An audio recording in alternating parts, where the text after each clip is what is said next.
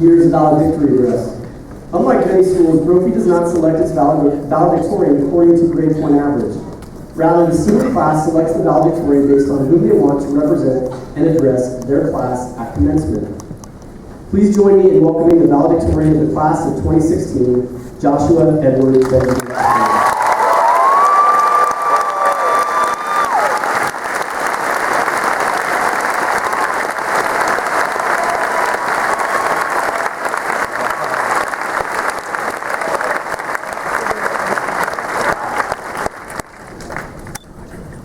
Good morning, everyone.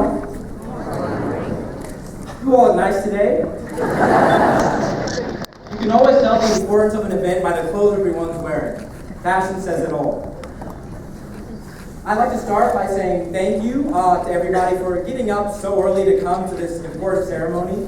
And thank you to all the parents and grandparents out there, for without you, none of us would be here or anywhere for that matter. To my classmates, thank you so much for being you guys. I'm especially humbled by the fact that you chose me knowing full well that I had to give a speech. Speaking of, speeches are generally much better when they are prepared beforehand. And as we have learned from many, but not all politicians, speeches are best when they aren't prepared by you at all. I'll have you know that I did prepare some words in advance. I only hope that everyone can appreciate my words as much as Jim Stigl appreciates words in general, or perhaps as much as Jose Cardenas appreciates his Memphis words. I digress. Anyway, I'd like to start by sharing some facts about the class of 2016. The class of 2016 is full of great listeners. When faced with the daunting task of beating the elusive record of only being asked to sit down 3 times during graduation practice, the class of 2016 rose to the challenge. After a frightening failure on the first attempt, everyone decided to listen carefully for the words, "Please be seated," and sat down immediately, shattering the previous record of 3 for an unheard record of 2 tries.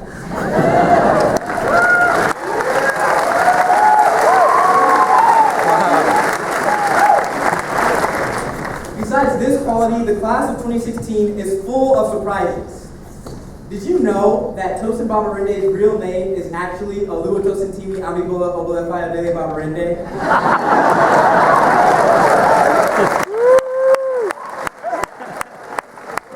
It sort of just rolls off the tongue. How many of you knew that Josiah Minifield's real name is actually Freddie, spelled with a PH? It works perfectly in English phonics, and actually Josiah's inspired me to change every F in this speech to a PH, and you can't even tell the difference. Everyone knows Marvin Dos Santos, but not everyone knows that he's a rapper, who, with his hit single, "We Beat Mountain Point" about a week ago, reminded us all of the football team's triumph in the 2014 season against a formidable opponent. This fact may come as a big surprise, but the man we all know as Dad, Ryan Velez, is in fact not a father. And contrary to popular belief, is not 46. It saddens me to know that he and I were born on the same day, yet I can't seem to grow any facial hair, and he has some to spare. We're looking at 18 years without a single shave and still no progress. I'm digressing again. As a class, we also live out the principles of the grad at grad. When I think of being religious, I think of guys like Austin Silva and Brandon Douglas. They serve as models for everyone else of what it's like to be in touch with their spirituality and put God first in their lives. Being open to growth makes me think of people like Ethan Kostashak, who knows what they believe, but love to hear what others' reasons and motives are. An open to growth person like Ethan makes for the best carpool, because they'll like all the music you play.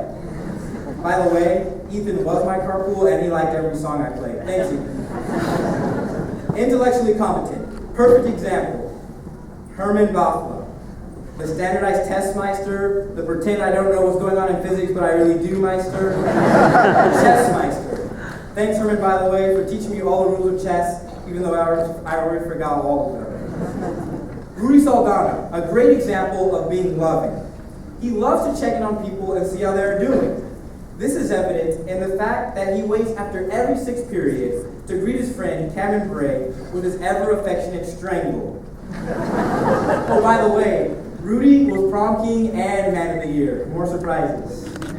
Lastly, for committed to doing justice, people like Ben Pazorski set the bar high. Mr. Broyles has told all the students who went on the El Salvador retreat to find our El Salvador in the world, where we can make a change and help to empower people. Ben, without even having gone on the El Salvador trip, seems to have a good grip on the fact that the world doesn't just belong to us, and is evident in the work he does, such as gathering technology for students in Cuba through the Tech for Cuba Foundation. 2016 is a special class. Now, I know everyone says the class that fill in the blank is the best class ever. We are the leaders of tomorrow. I look in this crowd and I see presidents, Nobel Prize winners, best-selling authors, future Forbes members. It's so cliche because everyone says it and it happens maybe once in a blue moon. But I can definitively prove to all of you that our senior class is a special one with a single fact. The world brought back Star Wars for us. If you think that The Force Awakens by accident, you're only kidding.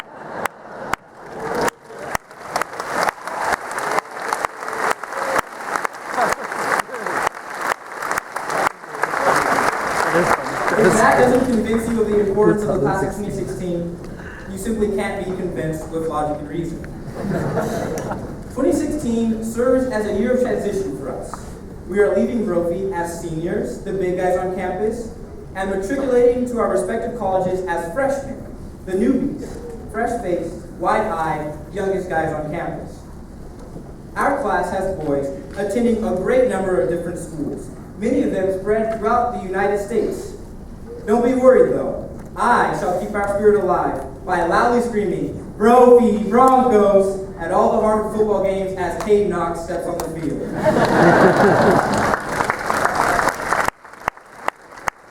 As important as the transition is, please don't act surprised because you have known since you started here that our days here were numbered. The surprise isn't in that it happened, but rather in how fast it happened. Sort of like the whizzing blur Danny Tran leaves behind in a 100-meter dash. Not only a transition for us, 2016 takes other people in our lives onto great places. One of those being our very own Mr. Baum. Although I never had the pleasure of being taught by him, his impact on the school is evident in every area. He has been instrumental in implementing one-to-one technology, forever transforming how we at Brophy learn for the better. Thank you, Mr. Baum.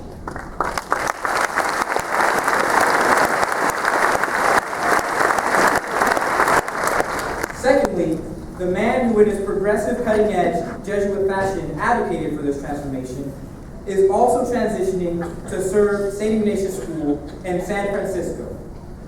I recently noticed the bench that bears Father Reese's name in front of the chapel by the fountain with the statue of St. Francis Xavier. Standing there, I thought, plastering Father Reese's name on every building would still not be sufficient to describe the lasting impact he has had on Brophy. He single-handedly helped his school get to where it is now. Literally, one hand keeping everything running, and the other hand with the leash in it holding his dog Waffles. Or maybe just an empty leash with Waffles nowhere in sight. For everything you have done, thank you is sufficient. I apologize, Father Reese, but human language is only an approximation of our true thoughts and feelings. So all we have is thank you.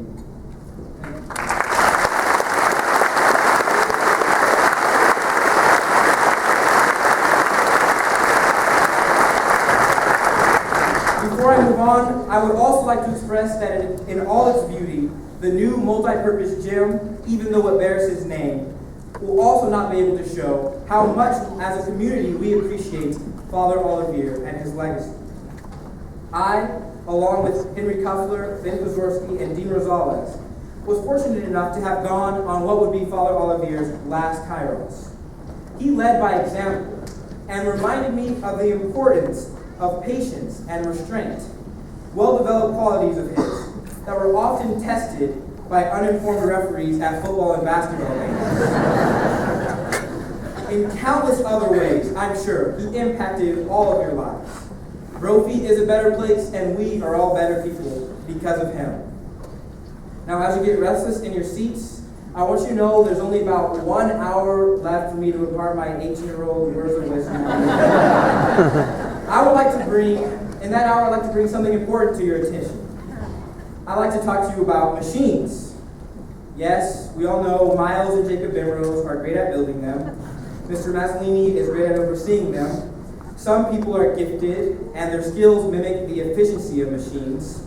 For example, Bo Brunkhorst, three-point shooting machine. Mike Feeney, crossover defensive machine. Carter Blue, no-look pass machine. Walker Adams, bench press machine. The list goes on. You may find yourself wondering, what could be better than a machine? A wise man once told me that people are better than machines, better than robots. By the way, that wise man is the Dean Rosales. I thought about this enlightening statement and came to a conclusion. People are better than robots. I understand machines and robots are extremely useful. This is evident in how our education has been transformed by technology, and how our lives in general are made easier by these same devices and machines. But there's a stark contrast between making use of something and becoming the very thing which was originally intended to help. So I'm asking all of you, class of 2016, to be people moving forward and not robots. You may be wondering what it's even like to be a robot. It's easier at times to be a robot than you might think. If you just do what you're told without thinking about the motives or ramifications, you're essentially mindlessly executing a program like a robot. If you just believe what you're told, you're also refusing to use your mind and replacing it with a one input, one output function like a robot. Robots have specific instructions, and their existence is a means to an end. Have you ever looked at your goals in life and asked yourself, how many of those goals are actually yours? And how many are imposed upon you by society and other sources? Have you considered that what you think you want to do with your life is in fact not from you at all? If you live your life fulfilling the goals and dreams of someone else, you're acting as a robot. I'm asking you to be humans, to question, to dare, to breathe, to eat Cinnabon and other things that may not be the best for your health. One thing of beauty about humans is our potential to fail. Without it, where would improvement come from? I'm not suggesting that you currently are robots, but rather encouraging you to examine your life and to decide if your goals and how you're living your life is the best way to be fully human. This is for the kids that feel like teaching would be fun, but are worried about the pay. For the kids that love to write, but aren't sure that writing a master's thesis on the reflection of the culture on the literature it produces will lead to a good job. You would be the most human of any of us if you decide to live a life chasing what's important to you. Love and passion are the strongest motivators, and as people, we all have them. They are stronger than any battery used to power a robot, and can take us further than any motor. Monik, in his ever so eloquent fashion, shared with us the importance of cadencia. If you won't take it from me, guys, take it from him. One of the most sincere, compassionate, and intelligent people Brophy has to offer. Cadencia, the home from which we draw our strength. We all have that connection to Brophy because of our humanity, because of our love for one another, because of our passion to be a part of this community. If you're having trouble visualizing what it's like to defy the tendency to live as a robot, take these examples. Brad Soliday questions everything. He never just accepts something as fact. Joe Welty follows his passion for language and for helping others. He's going on to study English, and he's going to become a teacher. Jimmy Hawkins also knows what he wants and works towards getting it. He tirelessly fights to have just one shoe drop and never lets go of his dream, no matter how many times he's told no. It's been hundreds, by the way. LT. He doesn't let the world tell him what he wants either. His unwavering belief in what's right motivates him to exercise his political force in ways most 18-year-olds wouldn't dare. All these people just show the importance of exercising your humanity. Star Wars films aside, we will secure our place as one of the greatest if we are the class in which everyone followed his passion. If we dare to be human, who knows what we could do? This speech is known as a valedictory address, which comes from the word valediction, which means farewell. This may be a farewell to Brophy, but let this not be a farewell to each other. I prefer, see you later. I want to hear about you on the news one day so I can smile and say, I remember him from Brophy. He's that boy. Before you move on in life, you should thank the people who helped you get to where you are. Be specific too. To your teachers, you might say something like, Mr. Damaso, thank you for teaching me the difference between litotes and oxymoron. By the way, Mr. Damaso, your eloquent words about me at the awards assembly were so impressive and articulate. My parents are convinced you have a future in the ministry. Who knows how incoherent this speech would have been without your help. Miss Mason, thank you for teaching me that an isomorphism is merely an injective-surjective homomorphism. And that Fridays are always fun if you have donuts. And of course, thank your teachers for the life lessons they taught you, the thirst for knowledge they instilled in you, and the great memories you shared for them. Thank your families, like so. To my family, thank you for traveling across the map to be with me at this important time. The love I have for you cannot be understated nor explained. You can thank your parents for specific things like this. Thanks, Mom and Dad, for teaching me how to read. Literacy is infinitely more useful than I thought it would be. Also, thanks, Mom and Dad, each of you, for 23 chromosomes, because those have proven invaluable to my existence. On a more serious note, I'm just glad to be your son. No matter how much I try, I will be able to repay you for all that you have done for me, and all that you have taught me, and the love you have given me. Firstborn children often serve as a test run, but never in my life have I felt like a test dummy. And that's a testament to the kind of parents that you both are. To my grandparents, thank you for being the strong roots of our family tree. Because of your love and care, their branches will grow out to reach the corners of the world. To my siblings, listen to Mom and Dad. It will work out well for you. You are the reason that the occupation that I will always take the most pride in is Big Brother. Let that serve as a starting point, guys. Now back to you. Please don't think that you're somehow a better version of you or smarter for receiving this diploma. But we would still like them, please. No one will trust us if we don't have them, and they'll go great on our walls. Do not let yourself be defined by a piece of paper. It's clearly the type of caps and gowns you have. Guys, look at these fancy garments. If they're not a reason to continue your education, I don't know what is. But seriously, guys, I'll leave you with this. Bernard Barg said, "Be who you are and say what you feel, because those who mind don't matter, and those who matter don't mind." Don't be a robot. Let your love and passions motivate you to chase what's important to you. Be human. You are an unforgettable bunch, and I'm glad to have been a part of it. Thank you, and see you later.